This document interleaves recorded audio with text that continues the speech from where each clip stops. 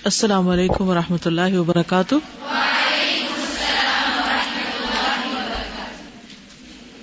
نحمده ونصلی علی رسوله الکریم، اما بعد فاعوذ باللہ من الشیطان الرجیم، بسم اللہ الرحمن الرحیم، رب اشرح لی صدری ویسر لی امری واحلل عقدۃ من لسانی یفقہوا قولی۔ ہماری آج کی صحابیہ ہیں سیدہ کبشہ بنت رافع رضی اللہ تعالی عنہا۔ ان کا نام کبشہ ہے، والد کا نام رافع بن معاویہ اور ان کے بیٹے سعد بن معاذ ہیں رضی اللہ عنہ۔ سعد بن معاذ کے بارے میں آپ کچھ جانتے ہیں؟ کون تھے؟ ان کی شہادت پر عرش لرز اٹھا تھا اور بنو قریظہ کے قتل کا فیصلہ کیا تھا، بالکل صحیح ہے۔ اور تو اس کے علاوہ کسی کو نہیں پتا سعد بن معاذ کون تھے؟ شابش، ٹھیک۔ تو ان کے بیٹے سعد بن معاذ ہیں جو قبیلہ اوس کے سردار تھے۔ کبشہ کی شادی معاذ بن نعمان کے ساتھ ہوئی۔ شادی کے بعد ان کے ہاں سعد، عمرو، ایاس، اقرب اور ام حرام پیدا ہوئے۔ 5 بچے تھے ان کے۔ سیدہ کبشہ اور ان کی 2 بہنوں فارعہ اور سعادہ نے اسلام قبول کیا۔ فارعہ اسد بن زرارہ کی والدہ تھی، یہ نقیب تھے۔ سیدنا سعد بن معاذ ان کی خالہ کے بیٹے تھے۔ ان لوگوں کے دلوں تک اسلام کی ہوا کے جھونکے کس طرح پہنچے اور یہ سب کس طرح اسلام قبول کرنے کے فضل اور شرف سے سعادت مند ہوئے، کیسے ان کے بھاگ جاگ اٹھے اور ان کے آنگن میں سعادت کی بہاریں پھول برسانے لگی۔ ہوا یہ کہ مدینہ منورہ کے باشندوں کا ایک وفد کسی کام کے لیے مکہ معظمہ روانہ ہوا۔ وفد کی ملاقات رسول اللہ صلی اللہ علیہ وسلم کے ساتھ ہوئی۔ جب آپ نے اسلام کے بارے میں بتایا اور ان کے سامنے چند قرآنی آیات تلاوت کی تو وہ سب مسلمان ہو گئے۔ ایسا تھا نا، کچھ زمینیں بہت ہی زرخیز ہوتی ہیں، بس تھوڑا سا چینٹا پڑنے کی دیر ہوتی تو وہ بہترین پیداوار اگا دیتی۔ آج بھی دنیا میں بہت سے لوگ ایسے ہیں جن کو صرف ایک بار قرآن سننے کی ضرورت ہے اور وہ سنانے والوں سے بہتر طور پر اللہ سبحانہ وتعالیٰ کے قریب ہو جائے، لیکن یہ ہمارے پارٹ پر ہے کہ ہم ان تک پہنچے ہی نہیں یا انہیں یہ مزہ چکھنے کا موقع ملا ہی نہیں۔ جب انہوں نے واپس اپنے شہر آنے کا ارادہ کیا تو رسول اللہ صلی اللہ علیہ وسلم سے مطالبہ کیا کہ ان کے ساتھ اپنے ایک صحابی کو بھیج دیں جو انہیں دین کی تعلیم دے، اسلامی احکامات سے روشناس کرائے اور قرآن پڑھائے۔ رسول اللہ صلی اللہ علیہ وسلم نے اسلام کی نشر و اشاعت اور اسلام کے جھنڈے کو سربلند رکھنے کے لیے پرجوش اور جرأت مند نوجوان صحابی کا انتخاب کیا اور یہ اسلام کے پہلے سفیر، دین کے عالم سیدنا مصعب بن عمیر تھے۔ انہوں نے اپنی مالدار والدہ کو چھوڑ دیا تھا اور فقیری کو ترجیح دی تھی اور اللہ اور رسول کی محبت میں سرشار ہو کر فانی دنیا کی نعمتوں سے منہ موڑ لیا تھا تاکہ آخرت کی باقی رہنے والی نعمتوں کو حاصل کیا جا سکے۔ وہ کیوں؟ دنیا چھوڑ کر آخرت کی نعمتیں حاصل کرنے کا شوق وہ کیوں لگ گیا؟ بہت سے لوگ جب دنیا ان کو ملتی ہے تو آخرت چھوڑنا ان کے لیے کچھ مشکل نہیں ہوتی۔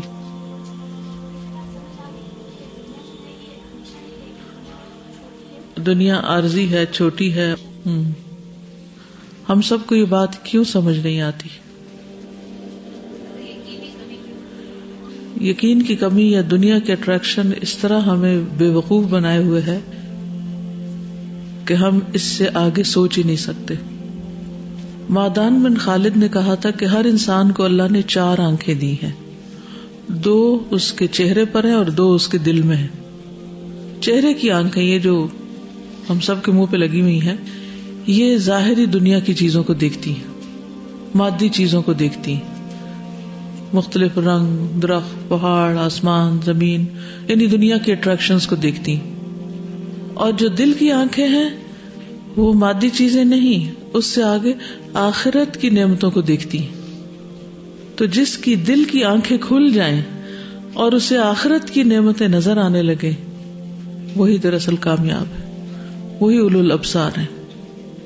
تو ایسے لوگوں کو آخرت اس طرح نظر آتی ہے کہ وہ ان کے لیے دنیا سے بھی زیادہ اہم ہو جاتی ہے، اور وہ ہے بھی اہم۔ جیسے وہ صحابی تھے نا، وہ کہنے لگے مجھے جنت کی خوشبو آ رہی، تو وہ کہاں سے آ رہی تھی, وہ کس چیز کو آ رہی تھی؟ اس میں ہمارے مادی ناک کو تو نہیں آتی جنت کی خوشبو, لیکن ان کو اللہ تعالیٰ نے ایسی بصیرت دے دی تھی ان کے سچے ایمان کی وجہ سے کہ انہیں واقعی آخرت نظر آتی تھی, اس کی نعمتیں نظر آتی تھی, وہ سب کو امیجن کر سکتے تھے. ہماری چہرے کی آنکھیں تو دیکھ رہی ہیں سب کچھ, لیکن دل کی آنکھیں ابھی بند ہیں. تو خوش قسمت ہے وہ جس کی دل کی آنکھیں کھل جائیں اور وہ ظاہر سے آگے دیکھنے کے قابل ہو جائے. پھر ہی انسان صحیح موازنہ کر سکتا ہے کہ زیادہ فائدے کی چیز کون سی ہے, کس کو کس کی خاطر قربان کرنا چاہیے, کس کو کس کی خاطر چھوڑنا چاہیے. سیدنا مصعب بن عمیر مدینہ پہنچ کر اسد بن زرارہ کے مہمان بنے. یہ اہل ایمان کے وفد کا ایک نمائندہ تھا. لوگوں نے اسد بن زرارہ کے گھر آنا شروع کر دیا تاکہ سیدنا مصعب بن عمیر سے وہ علم حاصل کریں جو انہیں اللہ اور رسول صلی اللہ علیہ وسلم نے سکھلایا تھا. اس طرح دین پھیلا ہے کہ لوگوں نے اپنے گھر چھوڑے, قربانیاں کی. ایک دن اسد بن زرارہ اور مصعب بن عمیر باغ میں گئے اور درخت کے سائے تلے بیٹھ گئے. کون کون؟ ایک انصاری اور ایک مہاجر, دونوں باغ میں گئے. آپ لوگ بھی باغ میں جاتے ہیں, پکنک کرتے ہیں, آپ کے جانے کا کیا مقصد ہوتا ہے اور یہ کس مقصد سے جا رہے ہیں؟ فرق دیکھ لیجئے. کچھ اور لوگ بھی وہاں پہنچ گئے جن کے ساتھ یہ دونوں باتیں کرنے لگے, اور دھیرے دھیرے کچھ اور لوگ بھی آ کر بیٹھ گئے. ایسے ہی مجلسیں جمع کرتی. جب سعد بن معاذ اور اسید بن حضیر نے یہ منظر دیکھا تو سعد بن معاذ نے اپنے ساتھی سے کہا کہ اے اسید, کیا تم نے ان دو اشخاص کو دیکھا ہے؟ یہ دونوں ہمارے علاقے میں آئے تاکہ ہماری اولاد کو خراب کریں, اس سے تو ہماری تباہی ہو جائے گی اور شر پھیل جائے گا. اب بغیر جانے کسی کے بارے میں ایسی ہی رائے قائم کی جاتی ہے نا, جب تک اس کو سنا نہ ہو, دیکھا نہ ہو, معاملہ نہ کیا ہو. میری رائے ہے کہ آپ ان کے پاس جائیں اور انہیں یہاں سے بھگا دیں. اسید نے اپنا نیزہ پکڑا اور بڑے غصے سے مصعب بن عمیر کی مجلس کی طرف چل پڑے. وہاں جا کر کھڑے ہوئے, لیکن سیدنا مصعب بن عمیر ایک سلجھے ہوئے مہذب دانشور انسان تھے. اور حقیقت یہ ہے کہ اسلام انسان کو واقعی مہذب, سویلائزڈ, کلچرڈ بنا دیتا ہے. بد اخلاقی اور اسلام کا آپس میں کوئی جوڑ نہیں. جھگڑالو پن منافقت کی علامت ہوتی ہے, الد الخصام. تب آپ دیکھیے کہ اسید جو ہیں وہ سخت سخت باتیں کر رہے ہیں, لیکن مصعب بن عمیر روشن خیال, بیدار مغز. انہوں نے بڑے ہی نرم لہجے میں کہا, آپ تشریف رکھیں, میری بات سنیں. اپنے آپ کو وہاں رکھ کر دیکھیں کہ کوئی آپ کے اوپر سخت قسم کی باتیں کر رہا ہو تو آپ کا ری ایکشن کیا ہوگا. اس وقت آپ اپنے آپ کو کیسے کنٹرول کریں گے اور اچھے لہجے میں کیسے جواب دیں گے. کہا, اگر آپ میری بات سنیں, اگر آپ کو اچھی لگے تو قبول کر لیں, اور اگر آپ کو میری باتیں بری لگے تو ہم بات کرنا چھوڑ دیں گے, ہم اور بات نہیں کریں گے اور یہاں سے چلے جائیں گے, لیکن سن تو لیں نا. اسید نے کہا, ٹھیک ہے, کوئی حرج نہیں, آپ نے دل لگتی بات کی ہے, ٹھیک ہے, آپ اپنی بات جاری رکھیں, میں سنتا ہوں. اس نے اپنا نیزہ زمین میں گاڑ دیا اور بیٹھ گیا. جب سیدنا مصعب بن عمیر نے قرآن مجید کی چند آیات پڑھی تو اسید کا چہرہ کھل اٹھا اور دل خوشی سے جھومنے لگا. وہ کہنے لگے, واہ واہ, کتنا عمدہ کلام. اور نبی صلی اللہ علیہ وسلم نے بھی کس شخص کو چن کر بھیجا تھا جس کو قرآن آتا تھا, اور قرآن ہی کے ذریعے انہوں نے مدینہ کی اکثریت کو مسلمان کر لیا تھا. لیکن ہم بھی قرآن جانتے ہیں. ہمارا قرآن کیا ہمارے عمل میں ہے؟ کیا ہم اس کو پڑھنے کا حق ادا کرتے ہیں؟ کیا ہم اس کو سنانے کے قابل ہیں اور پورے کانفیڈنس کے ساتھ کسی کو سنا سکتے ہیں؟ اور اگر نہیں تو کیوں, کیا وجہ ہے؟ اللہ کا کلام, اللہ کی بات, اس کو کہتے ہوئے شرمائیں, اس کو کرتے ہوئے شرمائیں. کیا واقعی یہ شرمانے کی چیز ہے؟ یا فضول اور لغو گفتگو بولتے ہوئے انسان کو شرمانے کی ضرورت ہے اللہ تعالیٰ سے اور فرشتوں سے کہ ہم کیا بول رہے ہیں؟ تو اس کو بولتے ہوئے تو نہیں جھجکتے, جو منہ میں آتا کہتے چلے جاتے, جھوٹی سچی باتیں, الٹے سیدھے لطیفے اور جوکس اور جو بھی دل میں ہو. اور اس کے برعکس جب قرآن پڑھنے کی باری ہے تو ہماری آواز نہیں نکلتی, ہمیں شرم آنے لگتی. آخر کیا میزان ہے ہمارے پاس فائدہ مند اور نقصان دہ چیزوں کو تولنے کا کہ کس کا کتنا وزن ہے. اب انہوں نے قرآن پڑھا تو انہیں بات سمجھ آ گئی.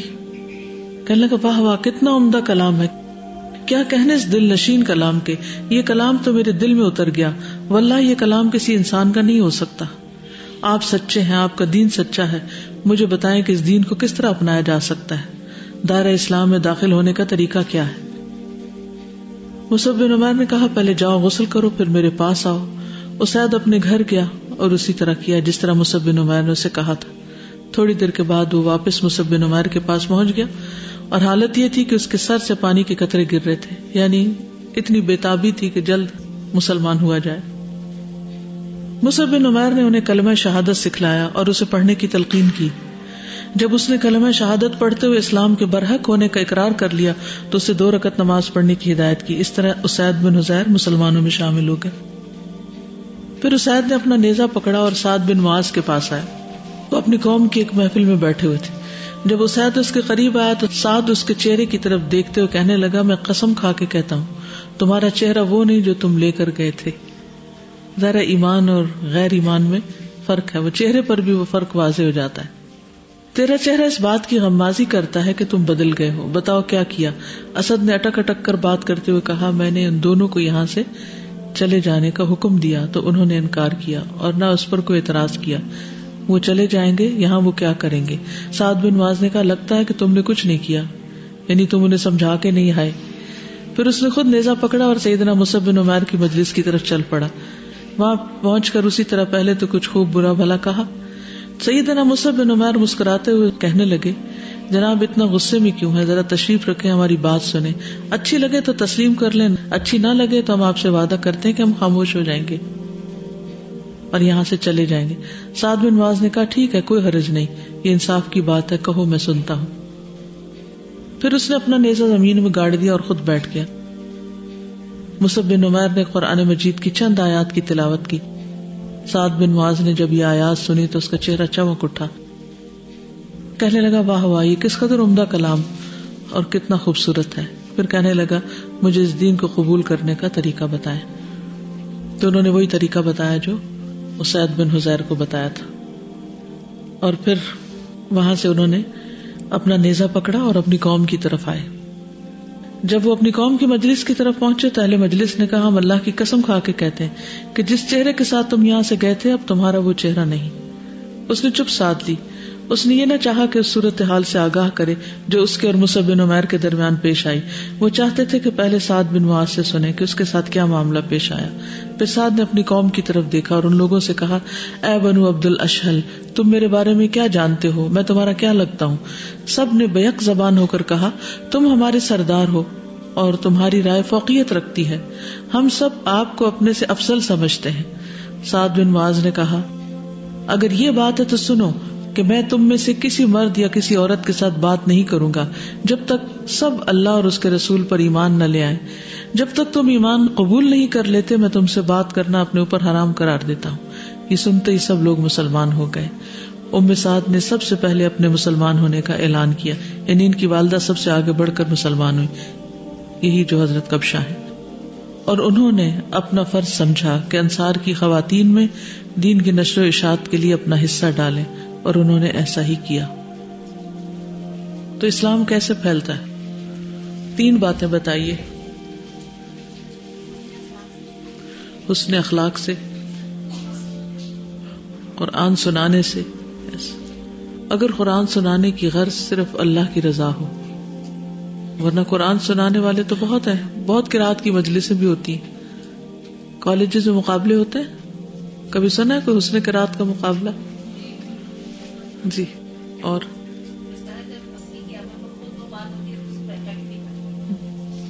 حضرت مصعب کی اپنی قربانیاں، انہوں نے دین کو دنیا پر ترجیح دی تھی، تو اس لیے ان کا قرآن سنانا جو تھا وہ دوسروں پر اثر کر رہا تھا۔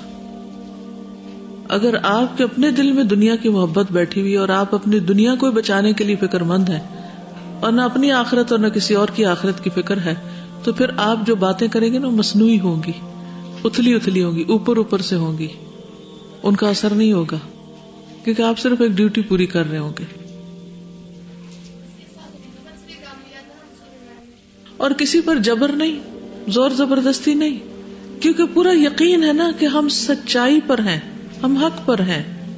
جب انسان کو یہ یقین ہوتا ہے جو وہ کہہ رہا ہے وہ سچ کہہ رہا ہے تو اس کو کسی کا ڈر بھی نہیں ہوتا پھر. اور بائی دا وے یہ سب پھیلانا اسلام وغیرہ ضروری تھا؟ کوئی کیا ضرورت تھی؟ ہاں کوئی ضروری تھا تو کوئی بات نہیں، اور بھی لوگوں تک نہیں پہنچا ہوا.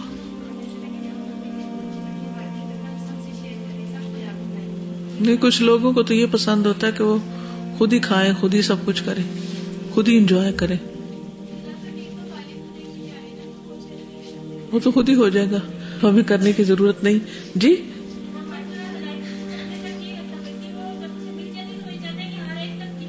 تو اسے کیا ملے گا؟ اجر کیا کرنا لے کے؟ کیا کرنا ہے؟ سب کچھ ایسے ہی گزر جائے گی، بس گزر رہی. آخرت کیا کرنی ہے؟ جنت وہ تو ویسے ہی مل جانی ہے، کچھ نہ کر کے بھی مل جانی ہے، تو کرنے کی کیا ضرورت ہے؟ وہ بھی کوئی بہت امپورٹنٹ نہیں. اگر ہمیں اتنی فکر ہوتی اللہ کی رضا کی تو پھر تو کچھ نظر آتا نا کہ ہم فکر مند ہیں. ہمیں تو فکر ہے اپنی دنیا کی کہ ہمارے پاس موبائل کون سی قسم کا ہے اور ہمارے کپڑے کس قسم کے ہیں، اور ہم اپنی دنیا کا معیار اور کیسے اچھا کر سکتے ہیں. ہمیں تو اس چیز کی فکر ہے، ہم اس لیے رو رہے ہیں. ہم وہ کام کیوں کریں کہ جس سے ہماری دنیا میں کمی آئے؟ ہم وہ کیوں نہ چھوڑ کے کریں دین کا کام کہ جس سے ہماری دنیا بنے؟ دنیا میں تو شاید ہمیشہ رہنا ہے. حقیقت یہ کہ ہم زبانی کلامی باتیں کرتے ہیں کہ ہمیں آخرت کی فکر ہے اور دین سے بڑی محبت ہے ہمیں، اور قرآن سے بڑی محبت ہے. اگر ہوتی تو ہماری فکریں کچھ اور ہوتی، غم کچھ اور ہوتے، ہماری چوائسز کچھ اور ہوتی، پرائرٹیز کچھ اور ہوتی. ہم سب کو اپنے اندر جھانکنے اور اپنے دل کی آنکھوں سے اپنے اعمال کو دیکھنے کی ضرورت ہے. صحابہ اور ہم میں بہت بڑا فرق یہ تھا کہ وہ آخرت کے لیے جیتے تھے، ہم دنیا کے لیے جیتے. ہم دین کا کام بھی کرتے تو دنیا کے لیے کرتے کہ اس سے کس حد تک دنیا محفوظ ہے. اگر کہیں دنیا کو نقصان ہونے لگا تو وہاں دین سے پیچھے ہٹ جائیں گے. لیکن صحابہ ایمان اور جہاد اور اللہ کے راستے میں ہر چیز قربان کرنے کا جذبہ ہر چیز سے بڑھ کر اور ہر چیز سے زیادہ محبوب تھا. ام سعد حضرت کبشہ اور ان کے اہل خانہ یہ اعتقاد رکھتے تھے کہ جہاد کے بغیر ایمان مکمل نہیں ہوتا، اور ہر مسلمان پر یہ واجب ہے کہ وہ اپنے دل میں جہاد کی محبت کو جاگزی کرے. عبیدہ نے حمید سے روایت کیا ہے، وہ انس بن مالک سے روایت کرتے ہیں. وہ فرماتے ہیں کہ نبی کریم صلی اللہ علیہ وسلم نے جنگ بدر کے لیے روانہ ہونے کے لیے مشورہ کیا. سیدنا ابو بکر نے روانگی کا مشورہ دیا، پھر آپ نے عمر بن خطاب سے مشورہ کیا، انہوں نے بھی آپ کو یہ مشورہ دیا، پھر تمام صحابہ سے مشورہ کیا. اس موقع پر بعض انصار نے کہا، اے انصاریو، اللہ کے نبی خاص طور پر تم سے مشورہ چاہتے ہیں، تمہارا کیا خیال ہے؟ کیونکہ مہاجرین تو اپنا گھر بار چھوڑ کر آئے تھے، ان کو تو معلوم تھا کہ ہم دین کے لیے قربانیاں کرنے والے. لیکن انصار کا ایک بہت بڑا امتحان تھا کہ وہ کتنی بڑی قربانی کرتے ہیں. اس لیے نبی صلی اللہ علیہ وسلم ان کی طرف سے یقین دہانی چاہتے تھے. سعد بن معاذ نے کہا، اللہ کے رسول، آپ ہم سے مشورہ چاہتے ہیں؟ ہم آپ کے ساتھ ہیں، ہم آپ کے ساتھ بنی اسرائیل جیسا سلوک نہیں کریں گے. جب موسیٰ علیہ السلام نے اپنی قوم بنی اسرائیل کو لڑائی میں ساتھ دینے کے لیے کہا تو انہوں نے جواب میں کہا، فَاذْهَبْ أَنْتَ وَرَبُّكَ فَقَاتِلَا إِنَّا هَاهُنَا قَاعِدُونَ. تم اور تمہارا رب جاؤ اور لڑو، ہم یہاں بیٹھے، ہم نہیں جا سکتے، آپ خود ہی کر لیں جہاد. اللہ کے رسول صلی اللہ علیہ وسلم، ہم آپ کو اس طرح نہیں کہیں گے. مجھے قسم ہے اس ذات کی جس نے آپ کو حق کے ساتھ بھیجا ہے، اگر آپ ہمارے جگر گوشوں کو پانی کے تالاب میں چھلانگ لگانے کا حکم دیں گے تو ہم بے دریغ اس میں کود جائیں گے. ہم ہر صورت آپ کے حکم کی پیروی کریں گے. یہ سعد بن معاذ تھے جن کی مشہور تاریخی اسپیچ ہے یہ، جو انہوں نے اپنے قوم کی طرف سے، انصار کی طرف سے کی تھی، سب کی نمائندگی کرتے ہوئے، کہ ہم ہر طرح کی قربانی کرنے کو تیار ہیں. ایک روایت میں کچھ اس طرح سے مذکور ہے کہ سعد بن معاذ نے کہا، اے اللہ کے رسول، ہم آپ پر ایمان لائے ہیں، ہم نے آپ کی تصدیق کی ہے، ہم گواہی دیتے ہیں کہ آپ جو شریعت لے کر آئے ہیں وہ برحق ہے. ہم نے آپ سے سمع و طاعت کا وعدہ کیا ہے، ہم اس عہد کو ضرور نبھائیں گے. اے اللہ کے رسول صلی اللہ علیہ وسلم، جب چاہیں، جس طرف آپ چاہیں چلیں، ہم آپ کے ساتھ ہیں. مجھے قسم ہے اس ذات کی جس نے آپ کو حق دے کر بھیجا ہے، اگر آپ کے سامنے سمندر آ گیا اور آپ اس میں داخل ہوں گے تو ہم آپ کے ساتھ سمندر میں اتر جائیں گے. ہمارا ایک فرد بھی پیچھے نہیں رہے گا. کل جب دشمن کے ساتھ لڑائی ہوگی تو آپ ہمیں لڑائی میں صبر کرنے والا ثابت قدم پائیں گے. ہم لڑائی میں صدقے دل سے حصہ لیں گے. لڑائی میں ہماری ثابت قدمی دیکھ کر آپ کی آنکھیں ٹھنڈی ہو جائیں گی آپ اللہ کی برکت سے ہمیں جدھر چاہیں لے چلیں. یہ تھی وہ یقین دہانی کہ جس سے نبی صلی اللہ علیہ وسلم خوش ہو گئے. رسول اللہ صلی اللہ علیہ وسلم سعد بن معاذ کی باتیں سن کر خوش ہو گئے. پھر آپ نے فرمایا اللہ کا نام لے کر اس کی جانب سے برکت کی امید لیے چلو اور خوش ہو جاؤ, کامیابی تمہارے قدم چومے گی. اللہ کی قسم مجھے دکھائی دے رہا ہے کہ اس جنگ میں دشمن کو پسپائی ہوگی. اصل میں کوئی بھی جنگ صرف اس وقت جیتی جا سکتی ہے جب اندرونی محاذ پر لوگ پختہ ہوں. دین بھی اس وقت تک نہیں پھیلتا جب تک دین والے آپس میں مضبوط نہ ہو, جڑے ہوئے نہ ہوں. اگر آپس کے فتنے فساد ہوں, خواہ گھر میں ہوں یا اداروں میں ہوں یا حکومتوں میں ہوں یا ملکوں میں ہوں, تو وہ باہر کا مقابلہ نہیں کر سکتے. آج مسلمان کے خلاف نبرد آزما ہے, آپس میں دل پھٹے ہوئے ہیں.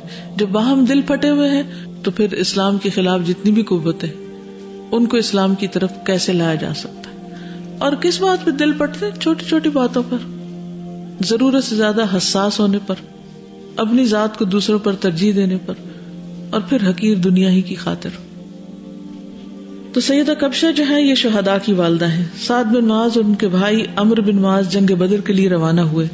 فتح یاب ہو کر اپنی والدہ سیدہ کبشہ کے پاس آئے. مسلمانوں کے گھروں میں مسرت اور شادمانی, جبکہ دشمنوں کے گھروں میں صف ماتم بچھ گئی.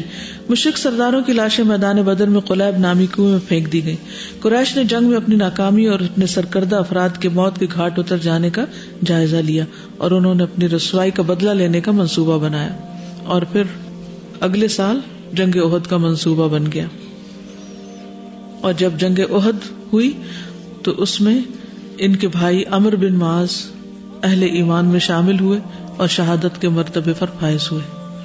اب آپ دیکھیے کہ حضرت کبشہ جو ہیں ان کے ایک بیٹے جنگ احد میں شہید ہو جاتے ہیں. جنگ احد کے بعد اگلی جنگ کون سی تھی؟ خندق کی جنگ تھی, جنگ احزاب. تو اس میں کیا ہوا تھا؟ اس جنگ میں حضرت سعد بن معاذ زخمی ہوئے تھے. حضرت عائشہ نے بتایا کہ میں خندق کے دن لوگوں کے نشانات قدم دیکھتی ہوئی باہر روانہ ہوئی.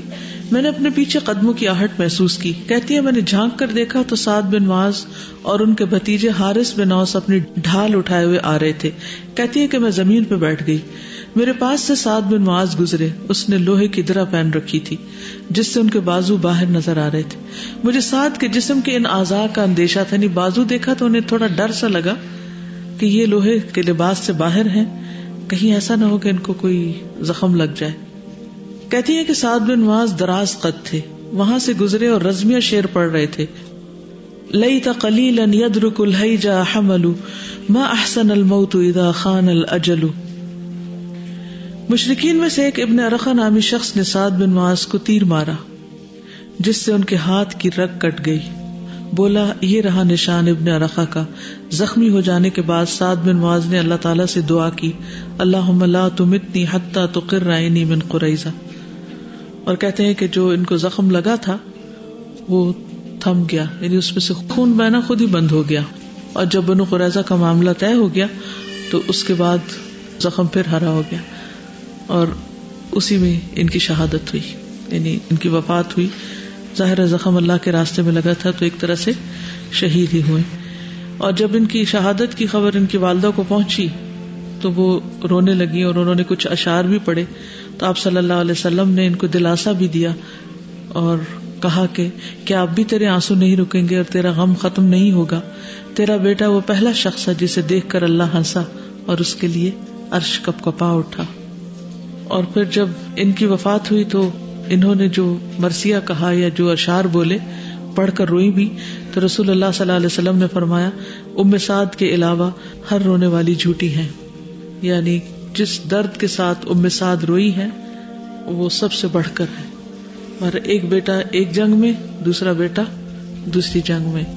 اتنے بڑے بڑے نقصان کہ اپنی اولاد ہی قربان کر دے انسان. ذرا اپنے آپ کو رکھ کے دیکھیں کہ آپ اپنے بچوں کے لیے کیا چاہتی, ان کا مستقبل کیسا ہو, کیا ہو. ان لوگوں نے حقیقت میں دنیا نہیں چاہی, آخرت ہی چاہی, کیونکہ انہیں معلوم تھا کہ اللہ کی راہ میں جان دینے کا اجر و ثواب کیا ہے, اس کا بدلہ کیا ملے گا. جو شخص اپنا وقت, اپنی صلاحیت, اپنا مال, اپنی جذبات اللہ کی راہ میں قربان نہیں کر سکتا, وہ جان کہاں سے کرے گا. بعض اوقات چھوٹی چھوٹی چیزوں پر ہم بخیل ہو جاتے ہیں اور دل تنگ ہو جاتے ہیں. آپ میں سے کوئی کچھ کہنا چاہے؟ ورنہ میں حضرت سعد کے بارے میں چند باتیں اور کرنا چاہوں گی. السلام علیکم. پورا چیپٹر پڑھ کے میں سوچی تھی کہ سیدہ کبشہ کے بارے میں کوئی اتنی بات نہیں ہے، لیکن ان کے بیٹوں کا ذکر ہے. پہلے ایک بیٹے کا واقعہ، دوسرے بیٹے کا واقعہ، زیادہ سعد بن معاذ کا.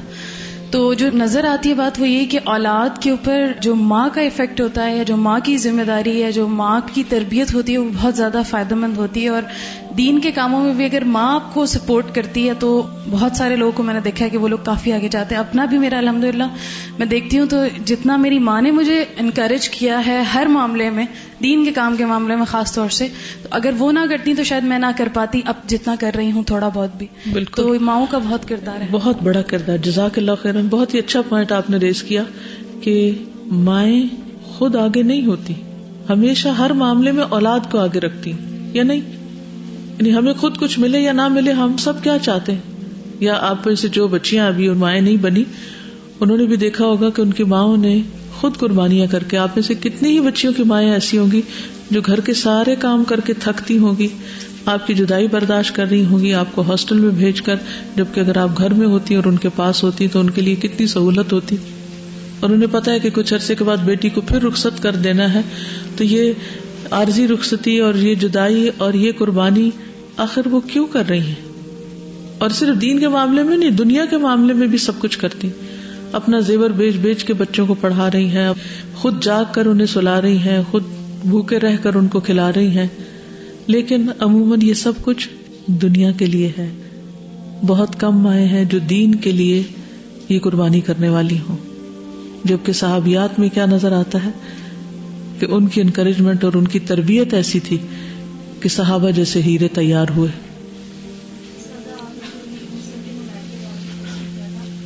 اور اس کے بعد پھر وہ تبلیغ میں لگے. تو میں آپ سے اسی کوشچن کا آنسر چاہتی ہوں کہ وہ کیا چیز تھی؟ یعنی انہوں نے اس بات پہ اکتفا نہیں کیا کہ مجھے مل گیا ہے اسلام تو کافی ہے میرے لیے، میری نجات کے لیے، یا 2-3 بندوں تک ہی پہنچانا انہوں نے کیوں نہیں کافی سمجھا؟ ابتدائی دور کے مسلمانوں میں سے ہے نا، مصعب بن عمیر جو ہے مکی دور میں مسلمان ہوئے، مکہ کے تھے اور مکے میں ہی مسلمان ہوئے. اور پھر یہ کہ قرآن سے گہرا تعلق تھا. تو سوچئے کہ قرآن کے کون سے حصے وہ زیادہ دن رات پڑھ رہے تھے. مدینہ والی صورتیں تو ابھی نازل ہی نہیں ہوئی تھی. ان صورتوں میں کیا ہے، کتنا تفصیل سے آخرت کا ذکر ہے. یہ آخرت کا ذکر جو ہے، یہ آخرت کی یاد جو ہے، اس نے ان کو اللہ کے لیے خالص کیا تھا. یعنی کسی بھی چیز کو خالص کرنے کے لیے اسے تپانا پڑتا ہے نا، بھٹی پہ چڑھانا پڑتا ہے. تو یہ جو آخرت کے تذکرے تھے، انا اخلصناہم بخالصۃ ذکر الدار، اس گھر کی یاد، اس گھر میں جینا، اس کے لیے جینا، اس کی تیاری کی فکر، یہ تھی جس نے ان کو زیادہ سے زیادہ نیکیاں کمانے کے لیے تیار کیا تھا. ایک تو یہ ہے کہ انسان نیکی کرتا ہے اپنے لیے، اور ایک یہ ہے کہ اس کو حرص ہوتی ہے کہ یہ اتنی کافی نہیں ہے، اگر زیادہ لوگوں تک جائے گی تو میری بھی ملٹی پلائی ہو جائے گی. یعنی اگر میں صرف خود عبادت کر لوں تو میری ہے، اور اگر میں آپ کو بھی بتاؤں کہ آپ بھی کر لیں تو آپ کے کرنے سے میری دگنی ہو جائے گی، اور اگر 3 کو بتاؤں گی تو تگنی ہوگی، 4 کو بتاؤں گی تو چوگنی ہو جائے گی. تو یہ جو آخرت جمع کرنے کی حرص ہے، اس نے ان کو چین سے نہیں بیٹھنے دیا. تو یو آر سیئنگ اس میں یہ بھی ہے کہ جیسے سورہ العصر کا جو میسج ہے نا وہ بہت اسٹرانگ ہے. یعنی ہمارا تو سروائیول ہی نہیں ہے کہ اگر ہم دوسروں کو نہیں بتائیں گے. جب ہمارا سروائیول ہی نہیں ہے تو پھر ہمارے پاس آپشن ہی کوئی نہیں ہے. بالکل. تو we have to do it.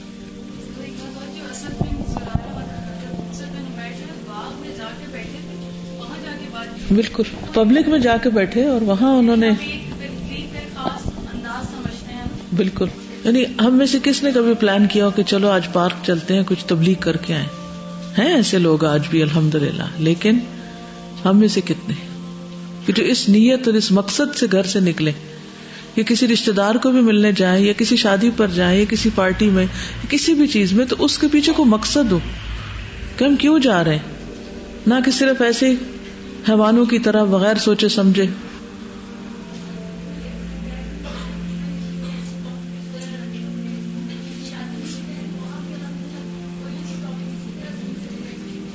اور پھر پڑھ کے سنانے کا موقع مل جاتا ہے الحمدللہ. لیکن وہ نیت، ارادہ اور تیاری کے ساتھ نکلے تو تبھی ہوتا ہے نا. چند باتیں اور سعد بن معاذ کے بارے میں. سعد بن معاذ کی عمر صرف 30 سال تھی جب وہ مسلمان ہوئے، اور جب فوت ہوئے تو 36 ایئرس کے تھے. صرف 36 سال کی عمر میں دنیا سے رخصت ہو گئے. تو انہوں نے ان 6 سالوں میں کیا کیا تھا کہ ان کی وفات پر رحمان کا عرش لرز اٹھا تھا؟ کیا کیا ہوگا؟ کتنے کامیاب لوگ ہیں. ہم سالوں سال لگے رہتے ہیں، یہ کوئی کوالٹی کا کام نہیں کر پاتے. یہ اوس کے سردار تھے، یعنی کتنی ینگ ایج میں ان کو لیڈرشپ مل گئی تھی. اور جنگ بدر کے دن صاحب پرچم تھے، یعنی اپنے قبیلے کا جھنڈا اٹھایا ہوا تھا. اور نبی صلی اللہ علیہ وسلم کے سامنے جو اپنے قبیلے کی نمائندگی کی تھی وہ کتنی زبردست تھی. یہ ان لوگوں میں سے تھے جو جنگ احد میں ثابت قدم رہے تھے. بہت سارے تو بھاگ گئے تھے لیکن یہ ثابت قدم رہے. جسامت کے لحاظ سے لمبی قامت اور بھاری بھرکم جسم کے مالک تھے، یعنی گرینڈل تھے. اور خندق کے دن ان کو تیر لگا تھا جس کے زخم سے ان کی وفات ہوئی. بقیع میں دفن کیے گئے. نبی صلی اللہ علیہ وسلم ان کی وفات پر غمگین ہوئے. ابو سعید خدری سے روایت ہے کہ بنو قریظہ نے جب سعد بن معاذ رضی اللہ عنہ کا فیصلہ قبول کر لینے پر اتفاق کر لیا، یعنی اتنی زیادہ ان کی امپورٹنس تھی مدینہ کے اندر اور یہود کے ساتھ بھی ان کے تعلقات تھے کہ انہوں نے اپنے بارے میں ان کا نام لیا کہ وہ ہمارے بارے میں فیصلہ کریں، کیونکہ ان کے ساتھ ان کے تعلقات بہت اچھے تھے. تو آپ صلی اللہ علیہ وسلم نے اس موقع پر حضرت سعد کو بلوایا. وہ ایک سفید گدھے پر سوار ہو کر آئے. نبی صلی اللہ علیہ وسلم نے فرمایا اپنے سردار کی طرف یا اپنے بہترین شخص کی طرف بڑھو، یعنی ان کا استقبال کرو. تو وہ آئے حتیٰ کہ رسول اللہ صلی اللہ علیہ وسلم کے پاس بیٹھ گئے. پھر یہ کہ ان کا گھرانہ بھی بہترین گھرانہ تھا. رسول اللہ صلی اللہ علیہ وسلم نے فرمایا کیا میں تمہیں انصار کے سب سے بہترین گھرانے کا پتہ نہ بتاؤں؟ لوگوں نے عرض کیا کیوں نہیں یا رسول اللہ صلی اللہ علیہ وسلم؟ آپ نے فرمایا عبد الاشہل کے لوگ، جو سعد بن معاذ کا گروہ تھا، یعنی انصار کا بہترین گھرانہ ہے. ایک اور روایت میں بنو نجار کو پہلے نمبر پر اور ان کو دوسرے نمبر پر رکھا آپ نے. پھر اسی طرح آپ صلی اللہ علیہ وسلم نے ان کے رومالوں کا بھی خاص طور پر تذکرہ کیا جو جنت میں ان کو ملیں گے. برا بن عازب سے روایت ہے نبی صلی اللہ علیہ وسلم کی خدمت میں قیمتی ریشمی کپڑا پیش کیا گیا، ہدیہ دیا گیا. تو لوگ اسے اپنے ہاتھوں میں لے کر دیکھنے لگے، یعنی آگے بڑھ کر اس کی طرف اٹریکٹ ہوئے اور اس کو چھونے لگے اور اس کی خوبصورتی اور نرمی پر حیرت کا اظہار کرنے لگے. تو رسول اللہ صلی اللہ علیہ وسلم نے فرمایا تمہیں اس پر حیرت ہے؟ صحابہ نے عرض کی جی ہاں. تو آپ نے فرمایا اس ذات کی قسم جس کے ہاتھ میں میری جان ہے، سعد کے رومال جنت میں اس سے بھی زیادہ اچھے ہیں. پھر یہ بھی ہے کہ ان کا فیصلہ جو تھا وہ اللہ سبحانہ وتعالیٰ کے فیصلے کے موافق تھا جو انہوں نے بنو قریظہ کے بارے میں کیا. جابر کہتے ہیں کہ احزاب کے دن سعد بن معاذ کو تیر لگ گیا جس سے ان کی بازو کی رگ کٹ گئی. رسول اللہ صلی اللہ علیہ وسلم نے انہیں آگ سے داغا تو ان کا ہاتھ پھول گیا. اس زخم کو بند کرنے کے لیے اس جگہ آگ کا داغ لگایا تو کیا ہوا؟ بازو پھول گیا. آپ نے اسے چھوڑ دیا تو خون بہنے لگا. دوسری بار داغا پھر ہاتھ پھول گیا، یعنی خون روکتے تو ہاتھ پھولنے لگتا. جب سعد نے یہ معاملہ دیکھا کہ نبی صلی اللہ علیہ وسلم کے علاج کے باوجود میں ٹھیک نہیں ہو رہا تو انہیں شاید یہ یقین ہو گیا تھا میں بچ نہیں سکتا. تو دعا کرنے لگے اے اللہ میری روح اس وقت تک نہ نکالنا جب تک بنو قریظہ سے میری آنکھیں ٹھنڈی نہ ہو جائے، کیونکہ انہوں نے نبی صلی اللہ علیہ وسلم کو دھوکہ دیا تھا. اس پر ان کی رگ سے خون بہنا خود ہی بند ہو گیا، ایک قطرہ بھی نہ ٹپکا، یہاں تک کہ بنو قریظہ سعد بن معاذ کے حکم پر راضی ہو گئے. نبی صلی اللہ علیہ وسلم نے سعد کی طرف پیغام بھیجا تو انہوں نے یہ فیصلہ کیا کہ ان کے مرد قتل کر دیے جائیں، عورتیں زندہ رکھی جائیں. رسول اللہ صلی اللہ علیہ وسلم نے فرمایا ان کے بارے میں فیصلہ کرنے میں تم نے اللہ کے حکم کو پا لیا، یعنی اللہ تعالیٰ نے بھی ان کا یہی فیصلہ چاہا. وہ لوگ 400 تھے. جب ان کے قتل سے نبی صلی اللہ علیہ وسلم فارغ ہوئے تو سعد کی رگ دوبارہ کھل گئی، خون بہنے لگا اور وہ فوت ہو گئے. ان کا مشن مکمل ہو چکا تھا. اور سعد بن معاذ اور عبداللہ بن مسعود کے درمیان مواخات ہوئی تھی. یہ دونوں باہم انصاری بھائی تھے، یعنی انصار اور مہاجرین میں سے جو باہم دوست بنے تھے. نبی صلی اللہ علیہ وسلم نے ان کی اس بیماری میں جو غزوہ خندق کے بعد ہوئی تھی ان کا خاص خیال رکھا اور اپنے قریب رکھا. حضرت عائشہ کہتی ہیں کہ جب وہ زخمی ہو گئے تو ایک آدمی نے ان کے بازو کی رگ پر نشانہ چکے مارا تھا، تو رسول اللہ صلی اللہ علیہ وسلم نے ان کے لیے مسجد میں خیمہ لگوایا تھا تاکہ آپ قریب سے ان کی عیادت کرتے رہیں، خود ان کا حال پوچھتے رہیں. تو بیماری میں ان کو اپنے قریب رکھا. اور رفیدہ نامی عورت کا وہ خیمہ تھا جو مسجد میں تھا اور وہ زخمیوں کا علاج کیا کرتی تھی. تو نبی صلی اللہ علیہ وسلم جب ان کے پاس سے گزرتے تو پوچھتے تم نے شام کیسی پائی، جب صبح کے وقت گزرتے تو پوچھتے تمہاری صبح کیسی ہوئی، اور وہ اپنے بارے میں بتاتے رہتے تھے کہ اب ان کی طبیعت کیسی. اور اس سے بھی آپ اندازہ لگیں کہ آپ نے خود اپنے ہاتھ سے ان کا علاج کیا، وہ جو آگ سے داغا تھا 2 مرتبہ. پھر یہ ہر حال میں ہر طرح سے نبی صلی اللہ علیہ وسلم کا ساتھ دینے والے تھے. واقع افک میں جب آپ نے فرمایا تھا اس شخص سے میرا بدلہ کون لے گا جس نے مجھے تکلیف اور اذیت دی ہے، کس کی طرف اشارہ تھا؟ عبداللہ بن ابی کی طرف. اور تکلیف دہی کا سلسلہ میری بیوی کے معاملے تک پہنچ چکا ہے. اللہ کی قسم میں اپنی بیوی کے بارے میں خیر کے علاوہ کچھ نہیں جانتا. پھر انہوں نے نام بھی ایسے آدمی کا لیا، یعنی صفوان، کہ جس کے متعلق میں خیر کے سوا کچھ نہیں جانتا، یعنی اس کے بارے میں سوچ بھی نہیں سکتا. وہ میرے گھر میں جب بھی آیا میرے ساتھ ہی آیا. یہ سن کر سعد بن معاذ کھڑے ہو گئے. عرض کیا اے اللہ کے رسول صلی اللہ علیہ وسلم، میں آپ کا اس سے بدلہ لیتا ہوں. اگر وہ شخص جس نے تہمت لگائی اوس قبیلے سے ہوگا تو ہم اس کی گردن مار دیں گے، اور اگر وہ خزرجی بھائیوں میں سے تو آپ جو بھی حکم دیں گے ہم حکم پر عمل کریں گے. یعنی اس درجے نبی صلی اللہ علیہ وسلم کا دفاع کرنے والے تھے. اور ویسے بھی جب موقع آیا تو بہت بہادری کے ساتھ اسلام کا دفاع کیا. اور اس میں آپ دیکھ رہے ہیں کہ حضرت عائشہ کہتی ہے کہ کس طرح وہ لوہے کا لباس پہنے ہوئے ان کے قریب سے گزر رہے تھے. اب آپ دیکھیں کہ قبیلے کے سردار ہیں لیکن اس کے باوجود کس قدر سادگی ہے ان کے اندر کہ خچر پر سوار ہو کر وہ نبی صلی اللہ علیہ وسلم کی خدمت میں حاضر ہو گئے تھے. پھر اسی طرح ان کا گھرانہ جو تھا وہ نبی صلی اللہ علیہ وسلم کے گھرانے سے بہت محبت کرتا تھا. ان کی والدہ شعر و شاعری بھی کرتی تھی. سعد بن معاذ کی وفات پر بھی شعر لکھے، اور جب حضرت عائشہ کے اوپر الزام لگا تو انہوں نے حضرت عائشہ کے دفاع میں بھی شعر کہے. پھر انتہائی سمجھداری سے معاملات کی تحقیق کیا کرتے تھے. ابو ہریرہ کہتے ہیں کہ عمرو بن عقیش نے لوگوں سے اسلام سے پہلے کا سود لینا تھا. کس نے؟ عمرو بن عقیش نے. اس نے اس کے لینے سے پہلے اسلام لانا پسند نہ کیا کہ پہلے میں سود لے لوں اور اس کے بعد مسلمان ہو گئے تو سارے گناہ معاف ہو جائے.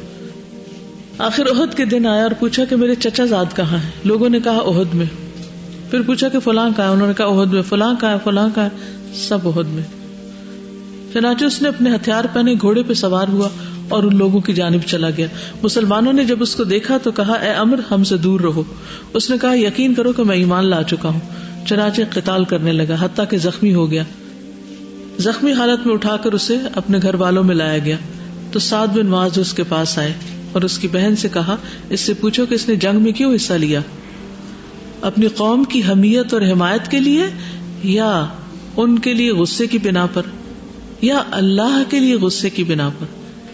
یعنی یہ جنگ میں کیوں گیا اور کس بنا پر اس نے جنگ کی.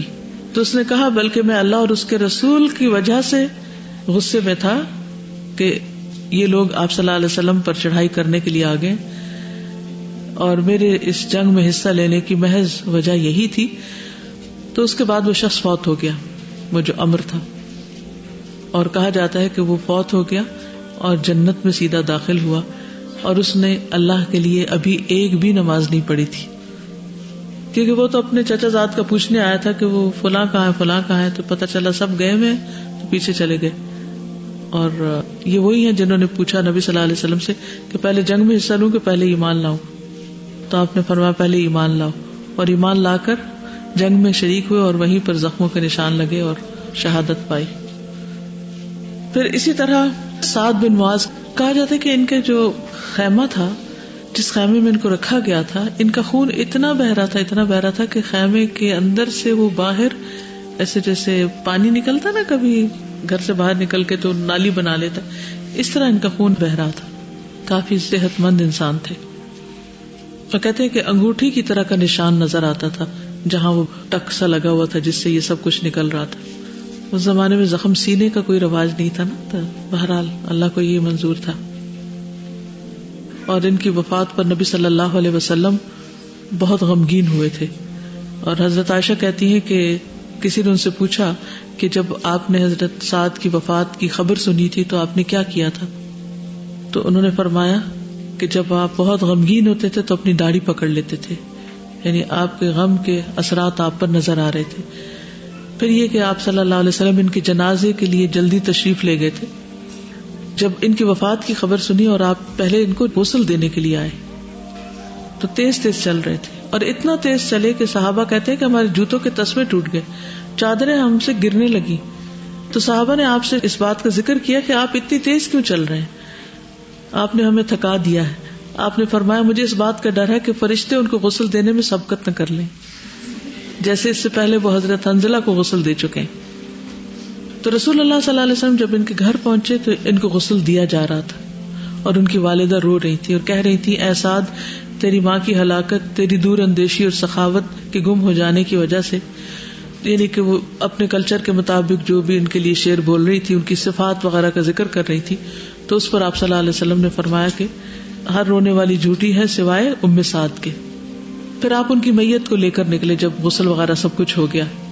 تو بعض لوگوں نے آپ سے کہا کہ اے اللہ کے رسول، ہم نے کوئی میت نہیں اٹھائی جو ہمارے لیے سعد کی میت سے ہلکی ہو، حالانکہ وہ کافی ہیوج تھے اسٹرکچر میں. تو رسول اللہ صلی اللہ علیہ وسلم نے فرمایا کہ ہلکی کیوں نہ ہو، آج اتنی کثیر تعداد میں فرشتے اترے ہیں کہ اتنی تعداد پہلے کبھی نہیں اتری، اور وہ بھی تمہارے ساتھ سعد کو اٹھائے ہوئے ہیں. راوی کہتے ہیں کہ آپ نے فرشتوں کی تعداد بھی بتائی تھی جو مجھے یاد نہ رہی. اور پھر عرش الہی کانپ اٹھا، اور ان کے جنازے کو جب رکھا گیا اور پھر دفن کیا گیا تو آپ صلی اللہ علیہ وسلم دفنانے کے بعد ایز یوزول قبر کے پاس کھڑے ہوئے، اور اس وقت آپ نے فرمایا قبر دباتی ہے، تو اگر اس کے دبانے سے کسی نے نجات حاصل کرنی ہوتی تو سعد بن معاذ اس سے نجات پاتے. آپ پر بھی قبر تنگ کر دی گئی، پھر اس کے بعد کھلی ہو گئی. یعنی جب بھی کسی مردے کو قبر میں رکھا جاتا ہے تو قبر اس کو بھیجتی ہے، اور اس سے کوئی بھی مبرہ نہیں ہے. اور یہ وہ ہیں جن کے بارے میں آپ نے فرمایا کہ سعد بن معاذ کے لیے آسمان کے دروازے کھولے گئے لیکن ان کی قبر تنگ کر دی گئی، پھر ان پر کشادہ کر دی گئی.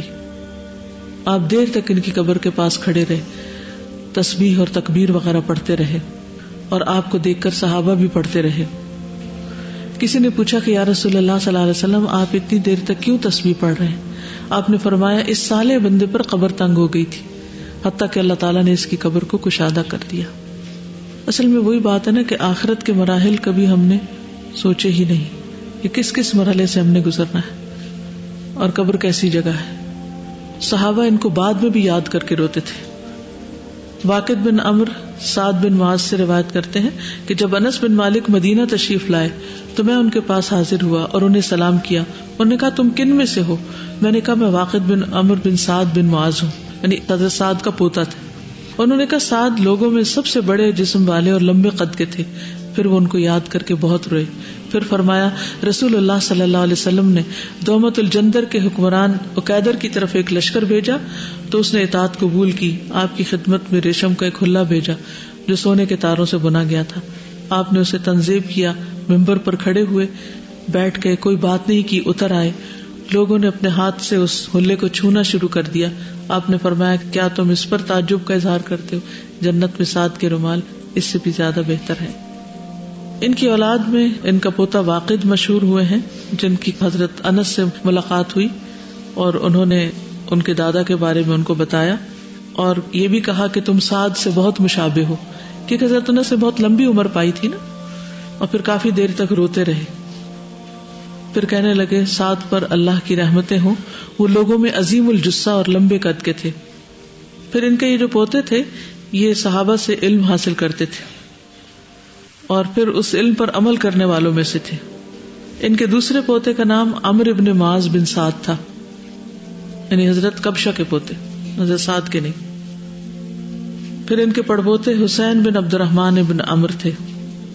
تو بہرحال ان کے جو دوسرے بھائی تھے عمرو بن معاذ، ان کی بھی ٹانگ کٹ گئی تھی ایک موقع پر، تو نبی صلی اللہ علیہ وسلم نے اپنا تھوک اس پر لگایا تو وہ شفا یاب ہو گئے. کبشہ کے ایک تیسرے بیٹے بھی تھے ایاس بن معاذ، بہت کم عمر تھے لیکن بہت ہی سمجھدار انسان تھے. پھر کبشہ کے بھانجے بھی تھے اسد بن زرارہ، ان کی بہن کے بیٹے، ان کو بھی نبی صلی اللہ علیہ وسلم نے اپنے ہاتھ سے داغ دیا تھا، ان کا بھی علاج خود کیا تھا، لیکن وہ بھی فوت ہو گئے تھے، بچے نہیں تھے. اس سے بھی پتہ چلتا ہے کہ نبی صلی اللہ علیہ وسلم صحابہ کرام کو جب کوئی تکلیف پہنچتی تھی تو صرف زبانی عیادت نہیں کرتے تھے، جہاں ان کا علاج کر سکتے یا ان کی کوئی مدد کر سکتے عملی طور پر تو وہ بھی کیا کرتے تھے. وآخر دعوانا ان الحمد للہ رب العالمین. سبحانک اللہم وبحمدک اشہد ان لا الہ الا انت استغفرک واتوب الیک. السلام علیکم ورحمۃ اللہ وبرکاتہ.